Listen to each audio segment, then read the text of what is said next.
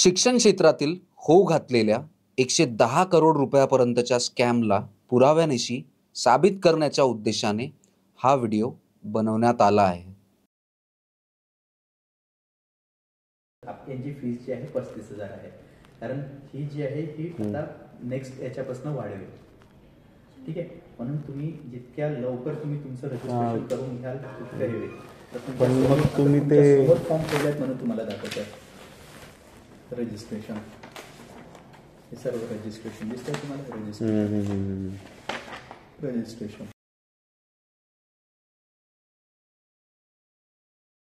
माझं डाऊट काय याच्यामध्ये माहित आहे का, की आता तुम्ही जी 35,000 फीस घेणार आहे आणि हे जे तुम्ही बार्टी थ्रू आम्हाला म्हणजे जसं ऍडमिशन घेऊ तसं आम्हाला दर महिन्याला 8,000 रुपये येणार का? तसं नाही. तुम्ही ऍडमिशन घेतल्याबरोबर तुमचा विचार आहे की दर महिन्याला मिळेल तसं नाही. याची एक प्रोसिजर राहते. प्रोसिजर काय राहते, सर्वात अगोदर आपल्याला फॉर्म भरावा लागेल.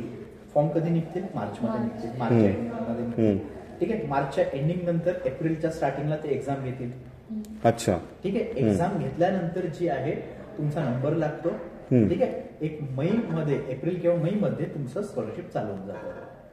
त्यासोबत जे आहे ते डायरेक्टली तुमच्या अकाउंट पे राहतं. अच्छा, म्हणजे तुम्ही फॉर्म भरताना त्यामध्ये अकाउंट डिटेल्स वगैरे टाकणार त्याच्यामध्ये? तुमच्या हातात इथे तुम्ही फॉर्म भरताय तिथे तुमचं अकाउंट डिटेल्स राहतात पूर्ण.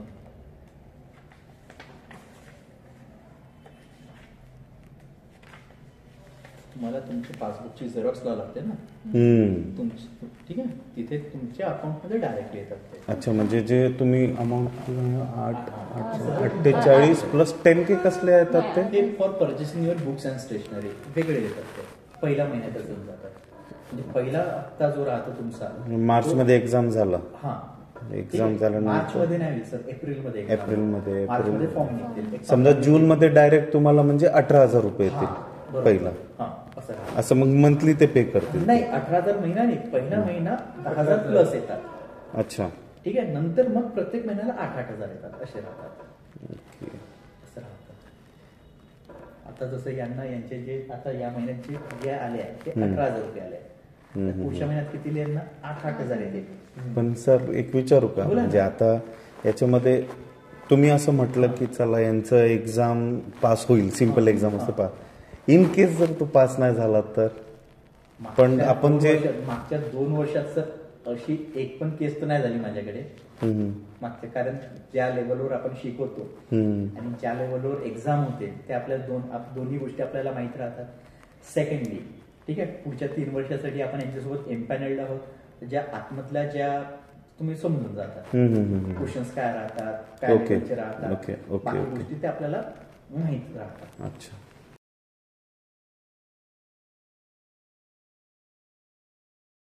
ही जी फीज आहे ही या महिन्यापर्यंतच आहे. कारण आपण नवीन वर्षामध्ये आपली फीस जी आहे वाढणार आहे. आणि ही जी म्हणजे ही वापस 35 मध्ये वापस येईल आम्हाला? ही 35 मध्ये वापस नाही सर, हे सरळ तुमच्या अकाउंट मध्ये राहतं. हे तुमच्या सोबत राहतं, यासोबत इन्स्टिट्यूटचं येणार आहे. अच्छा, म्हणजे हे सरळ तुमच्या अकाउंट मध्ये पे राहतं. ठीक आहे. आता जसं आता ज्या मुलांची आता मी सांगतो, जसं आता मुलगा आला माझ्याकडे सपोज डिसेंबरमध्ये. ठीक आहे, डिसेंबरमध्ये त्याचे क्लासेस एंड झाले. ठीक आहे, त्याला त्यावेळेस स्कॉलरशिप जी आहे त्या फॉर्म नाही मिळाला. आता तो मार्चमध्ये फॉर्म भरला त्याने.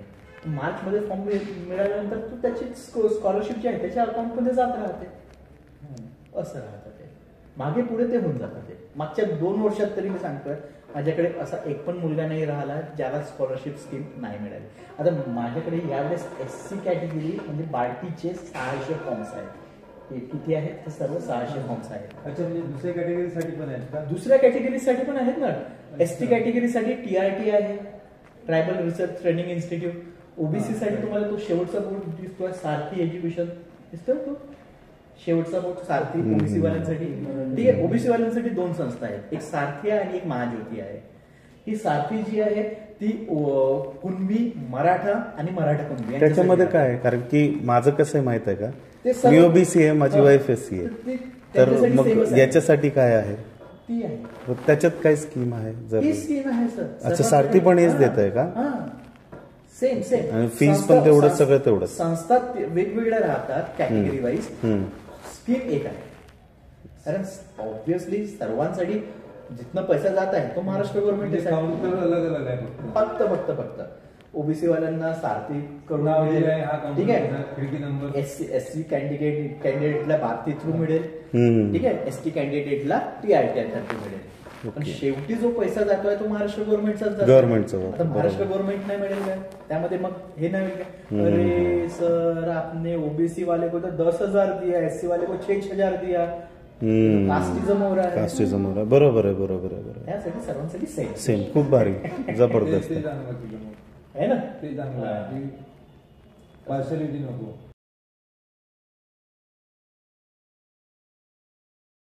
कसं आहे, मी काल आलतो त्यावेळेस सांगितलं की मी बाबा महिंद्रा अँड महिंद्रामध्ये मी जॉब करतो. ठीक आहे. मी सेल्समध्ये आहे ॲक्च्युली ट्रॅक्टर डिव्हिजनला. तर पण आमचं कसं आहे सॅलरी एवढी नाही आहे तर मला 40पर्यंत जाते, 35-40 पर्यंत सॅलरी. आता ही मेवणी आहे म्हणून मी म्हटलं चल तुला काय करायचं तर मी करून देतो, शिकून घे बाबा तू. MBA करायचं MBA कर, हे करायचं ते कर. आता तुम्ही तिचे डोळे उघडले म्हणून ठीक आहे, म्हणजे तिला जर समजलं असलं तर ठीक आहे पुढचं. पण माझं हे म्हणणं आता कसं घर बजेट हे सगळं मॅनेज करून मग तुमच्याकडं फीजमध्ये आता ही जी 35,000 समजा मी 10,000 भरून मी ॲडमिशन घेतलं, पण जर ते 2 महिन्यानंतरची एक्झाममधून तसं रिव्हर्स तुम्हाला जर आम्ही येणारी अमाऊंट जर केली तर चालेल का? नाही सर तसं नाही. म्हणजे कसं आहे आता हे पैसे तर देणार आम्ही तुम्हाला. ही जी आपली हे राहते ठीक आहे ह्यामध्ये आपण 2 पार्टमध्ये आपण करून घेतो. Okay. Fees complete. Okay. ठीक आहे. जे प्रत्येक इन्स्टिट्यूटचे काही हे राहतात ना समजलं. हां त्यानुसार आपण ह्या 2 पार्टमध्ये याला कम्प्लीट करतो. ज्यांचं नाहीच होत शक्य त्यांना आपण 3 पार्टमध्ये देतो. ठीक आहे. म्हणजे 10,000च्या हिशोबाने आपण कव्हर करून घेतो. Okay. ठीक आहे जवळपास. तर नंतर ही जी स्कीम आहे जसं आता तुमचं 6 महिन्याची किंवा 7 महिन्याची ही आपली कोर्स हे राहते ते लांब राहतं. आपलं कसं राहतं म्हणजे तुम्हाला 3 महिन्यामध्ये हा पेमेंट कम्प्लीट करावा लागेल मला. म्हणजे फक्त तुमच्यासाठी नाही राहत सगळ्यांसाठी. तुमची जी बॅच आहे त्या बॅचचं पूर्ण अकाउंट जे आहे विदिन 3 मंथ क्लोज व्हायला पाहिजे. असं राहतं. ते लेट येणार ना ते पैसे आरामात येतील जेव्हा ते पैसे जे आहेत तुम्ही जे सोपं आम्हाला असं वाटतं चला अनुदान आहे म्हणून जर ते तिथून कन्वर्ट झालं असतं तर ते बरं झालं असतं. ते नाही ते नंतर सुद्धा गव्हर्नमेंटचे असल्यावर जरी ते 35 आपल्याला ही सर माझी फीस आहे. आणि सर्वात महत्वाचं आहे मी तुला पहिलीच कंडिशन सांगितलं मला काय पाहिजे रेग्युलर पाहिजे. फक्त रेग्युलर पाहिजे. तुम्ही जितका वेळ इथे घालवाल तुमचा क्लास झाल्यानंतर आता तुम्ही जाऊन आतमध्ये तुम्हाला मुलं दिसतील. क्लास किती वाजता झाला 12 वाजता झाला. मुलं आतमध्ये जाऊन बसून अभ्यास करणार पण दिसतात. आताही दिसते. आज म्हणजे जे दुसरे सर राहतात ना काल तुम्ही आले होते ते बंद करतात. अच्छा ते 12 वाजता 1 वाजता येतात ते 8 वाजतापर्यंत थांबतात. अच्छा. तर मी येतो सकाळी 8 वाजता. आता ते नाही आले म्हणून मला आता तुम्हाला जास्त वेळ थांबायला लागेल. म्हणून मी सरांना काय म्हटलं सर मुलं जात नाही तुम्ही सांगा त्यांना 7 वाजता बंद करा. बरोबर कसं आहे आपल्यालाही घरी जातात सकाळी 8 वाजतापासून रात्री 8 पर्यंत. उद्या मला पुण्यालाही जायचं आहे याच कामासाठी जायचं आहे.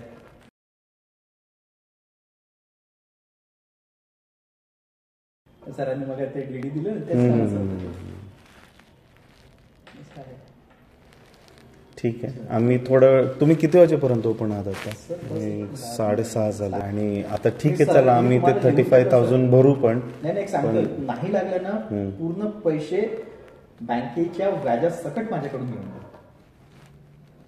इतकं जेव्हा मी बोलत आहे तुम्हाला आमच्या मुलांनी पण सपोर्ट करायला पाहिजे ना. तुमच्या मी पहिली कंडिशन फक्त माझी एकच कंडिशन आहे. रेग्युलर मी एकच कंडिशन टाकली आहे. माझ्या काही खूप कंडिशन आहेत का नाही असंही पाहिजे तसंही पाहिजे इतका तास अभ्यास करायला पाहिजे इतकं नाही. माझ्याकडे फक्त तू रेग्युलर पाहिजे. बाकी तुझ्याकडून करून घे ना ते माझं काम आहे.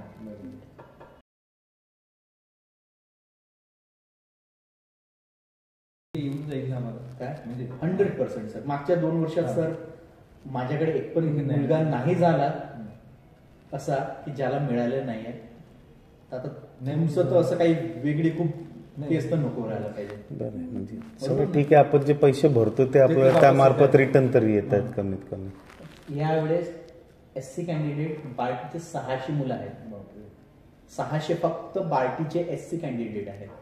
TITIचे 450 कॅन्डिडेट आहेत. आता मी पुण्याला जे जातो आहे ना ते OBC वाल्यांचं जे आहे त्यासाठी जातो आहे.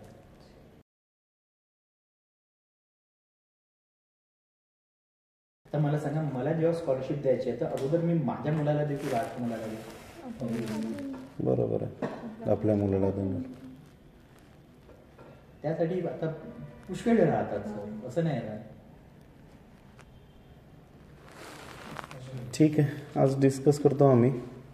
सर सोमवारला सकाळी तिला पाठवतो. ठीक आहे, तुमची मर्जी. असं काही नाही. खरे पाहता गरीब आणि गरजू विद्यार्थ्यांना निशुल्क शिक्षण देता यावे हा या योजनांचा उद्देश आहे. परंतु BS एज्युकेशन या संस्थेद्वारे प्रत्येक विद्यार्थ्याकडून 35,000 रुपये आणि महाराष्ट्र शासनाकडून 40,000 रुपये असे एकूण 75,000 रुपयाची अनधिकृतपणे वसुली केली जाते. प्रत्येक वर्षाला 5,000 विद्यार्थ्यांनी जर पैसे भरून ॲडमिशन घेतले तर 3 वर्षात एकूण 110 कोटींचा हा फ्रॉड होईल. तेव्हा अशा बोगस संस्थेची चौकशी होऊन त्यास ब्लॅकलिस्ट केलं गेलं पाहिजे, जेणेकरून पुन्हा कुणी अशी हिंमत करणार नाही.